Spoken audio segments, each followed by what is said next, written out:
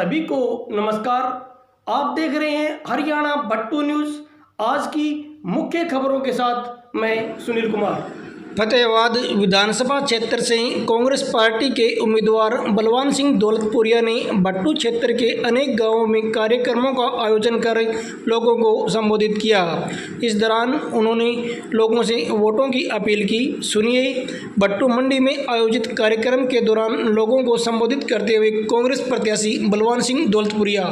जैसे कि आप सब जानते हैं कि आने वाली 5 तारीख को आपको अपना नुमाइंदा चुन के हरियाणा विधानसभा में भेजना है। उसी कार्यक्रम के तहत हम सभी साथी आपसे सहयोग समर्थन और आशीर्वाद मांगने के लिए आपसे विनती निवेदन और गुजारिश करते हैं कि आने वाली तारीख 5 तारीख हमारे आने वाले पीढ़ी के उज्जवल भविष्य के लिए बहुत इंपॉर्टेंट तारीख है।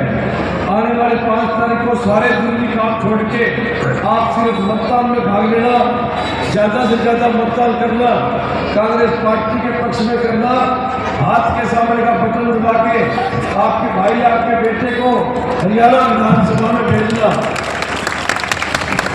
और जब आपका भाई आपका बेटा विधानसभा में पहुंच जाएगा, जो समस्याओं का अंबार आज आपके सामने लग चुका है, उनका समाधान करना, उनका निदान करना, फिर ये मेरा धर्म बनता है, दायित्व बनता है, मेरा कर्म बनता है, मेरा फर्ज बनता है। वो जिम्मेवारियां मेरे पे छोड़ के आप निश्चित हो जाइए। प्रत्येक समस्या का समाधान एक निश्चित समय अवधि में करवाने का हर संभव प्रयास करूंगा। तो जैसा कि आप जानते हैं भारतीय जनता पार्टी की कार्य प्रणाली के बारे में, भारतीय जनता पार्टी कभी भी दुकानदार की, छोटे व्यापारी की, मजदूर की, किसान की, ये इनके कभी एजेंडे में रहा ही नहीं। ये तो हमारा शोषण करने के लिए, हमें गुमराह करने के लिए, भ्रम और भ्रांति फैलाने के लिए शब्दों का मायाजाल फेंकते हैं। और जब कुछ देने की बारी आती है तो उनको अडानी और अंबानी दिखाई देते हैं। और इसी तरह से चाहे कोई विधानसभा का प्लेटफार्म हो, चाहे कोई लोकसभा का प्लेटफार्म हो, वहाँ पर कोई नीति निर्धारण का मामला है, कोई पॉलिसी बनाने का मामला है, तो बड़े बड़े पूंजीपतियों के हित लिए नीतियाँ बनाते हैं। यही कारण था कि कोरोना काल में हम सब मध्यम वर्गीय परिवार की घट रही थी, लेकिन अगर अंबानी की बढ़ रही थी, क्योंकि नीतियाँ उसके पक्ष की थी या हमारे पक्ष की नहीं थी। और अब कांग्रेस पार्टी का थी तो आप जानते हैं कांग्रेस पार्टी हमेशा मजदूर का साथ देती है, कांग्रेस पार्टी हमेशा दुकानदार और छोटे व्यापारी का साथ देती है। कांग्रेस पार्टी हर उस शोषित वर्ग को उठाने का काम करती है जिसको सरकार से मूलभूत सुविधाएं चाहिए। और जिस पार्टी का अतीत कितना सुंदर हो, उसका भविष्य कितना सुंदर होगा, इसकी आप कल्पना कर सकते हैं कि पिछले 5-6 दिन पहले पार्टी ने जब घोषणा पत्र जारी किया था तो पार्टी की एक सोच है कि हरियाणा प्रदेश एक कृषि प्रधान प्रदेश है। अगर हरियाणा का किसान, मजदूर, दुकानदार, छोटा व्यापारी खुशहाल होगा, संपन्न होगा, समृद्ध होगा, तो हमारा हरियाणा प्रदेश भी खुशहाल, संपन्न और समृद्ध होगा। इसलिए उन्होंने पूरा फोकस उन्होंने मजदूर पे, किसान पे, व्यापारी पे और दुकानदार पे करने का काम किया है।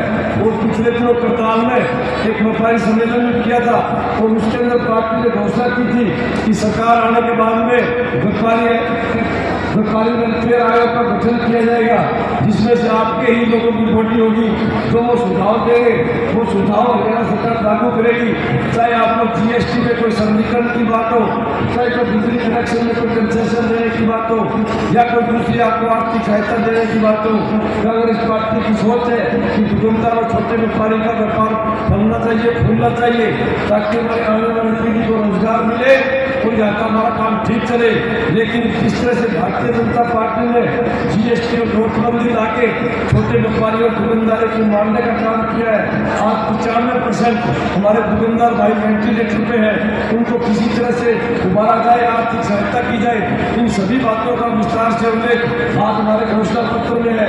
और भी बहुत सी बातें जो आम जनमानस को हरियाणा सरकार द्वारा मूलभूत सुविधाएं चाहिए, तो हम चुनाव के दौरान आपसे एक एक करके बताने का काम करेंगे। मेरा तो आपसे इतना ही निवेदन है कि आप आने वाली 5 तारीख को शाम को 6 बजे तक संसद को सावधान रहना।